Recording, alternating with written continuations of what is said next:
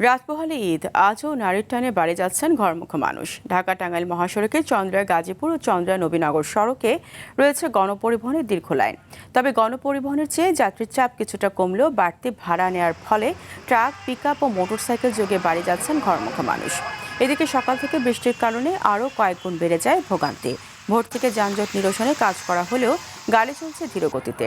আইন শৃঙ্খলা বাহিনীর সদস্যদের মহাসড়কে তৎপর দেখা যায়নি বলে অভিযোগ যাত্রীদের। ঈদযাত্রার শেষ দিনে ঢাকা টাঙ্গাইল যমুনা সেতু মহাসড়কে মির্জাপুর থেকে সেতু পর্যন্ত ৫৫ কিলোমিটার জুড়ে যানজট, ধীরগতি ও থেমে থেমে চলছে যানবাহন। বৈরী আবহাওয়ায় প্রায় ১ ঘন্টা বন্ধ থাকার পর পাটুরিয়া দৌলতদিয়া নৌ রুটে ফেরি চলাচল স্বাভাবিক হয়েছে।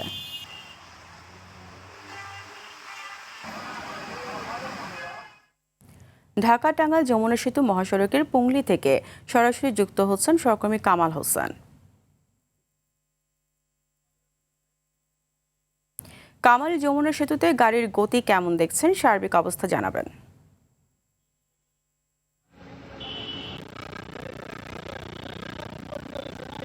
ধন্যবাদ আপনাকে। গেল মধ্যরাত থেকে এই মহাসড়কের বিভিন্ন স্থানে যানবাহন বিকল এবং বেশ কয়েকটি দুর্ঘটনা এবং অতিরিক্ত যানবাহন চাপ বৃষ্টির কারণে মহাসড়কের মির্জাপুর থেকে যমুনা সেতু পর্যন্ত ৫৫ কিলোমিটার এলাকা জুড়ে কোথাও ধীরগতি, কোথাও থেমে থেমে যানবাহন চলছে। তো যেটি সেতু কর্তৃপক্ষ যেটি বলছে, গেল ২৪ ঘন্টায় সেতু দিয়ে ৫৬,০০০ যানবাহন পারাপার হয়েছে। এর থেকে টোল আদায় হয়েছে ৩,৮২ লাখ টাকা। তো কর্তৃপক্ষ যেটি বলছেন যে আসলে গাড়ির অতিরিক্ত চাপের কারণে মাঝেমধ্যেই উপরে বেশ কয়েকটি যানবাহন বিকল হয় এবং কয়েকটি দুর্ঘটনা ঘটে। এর জন্য তারা টোল আদায় বন্ধ রাখে। আর এই টোল আদায় বন্ধ থাকার ফলে যানবাহন চলাচল বন্ধ হয়ে যায় এবং সেই থেকে দুর্ঘটনা এবং যানজটের সৃষ্টি হয়। তবে পুলিশের পক্ষ থেকে যেটি বলা হচ্ছে যে আসলে মহাসড়কের বিভিন্ন জায়গায় টহল দিচ্ছেন, কিন্তু অতিরিক্ত বৃষ্টির কারণে গাড়ির যে স্বাভাবিক গতি সেটি কিন্তু থাকছে না, যার কারণে ধীর গতিতে যানবাহন চলাচলের ফলে দীর্ঘ সারির সৃষ্টি হচ্ছে।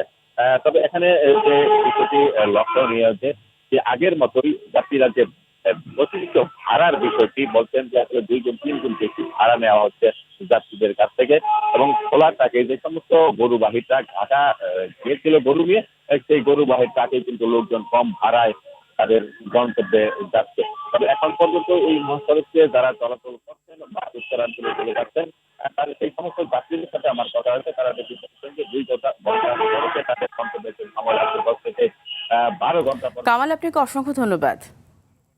নবীনগর চন্দ্রা মহাসড়ক থেকে সরাসরি যুক্ত হচ্ছেন সহকর্মী ওমর ফারুক। ফারুক, মহাসড়কে গাড়ির গতি কেমন দেখছেন? ভোগান্তি নিয়ে কোনো অভিযোগ কি করেছেন কেউ?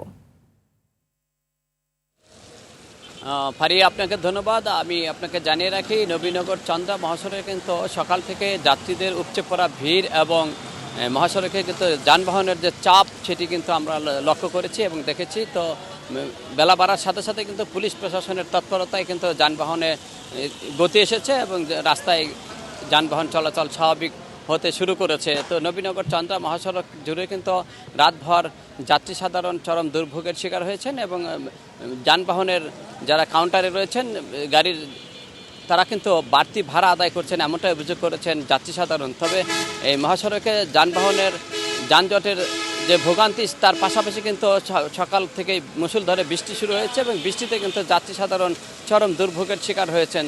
তো ঈদ আনন্দ ভাগাভাগি করতে, ঈদ আনন্দ উপভোগ করতে নারীর টানে শিল্পাঞ্চল আশুলিয়া ছাড়ছেন। শিল্পাঞ্চল আশুলিয়ার লাখো লাখো শ্রমজীবী মানুষ, দেশের উত্তর ও দক্ষিণ অঞ্চলের মানুষ কিন্তু এই অঞ্চলে চাকরি করে থাকেন। তারা কিন্তু রাতভর এই মহাসড়ক যুগে কিন্তু তারা তাদের যে গন্তব্যে পৌঁছানোর চেষ্টা করেছেন এবং মহাসড়কে যানজট থাকায় তারা কিছুটা ভোগান্তি ছিল এই মহাসড়কে। শিল্পাঞ্চল আশুলিয়া নবীনগর চন্দ্রা মহাসড়ক থেকে ঈদযাত্রা নিয়ে আমার কাছে এই ছিল সর্বশেষ। ফারিয়া,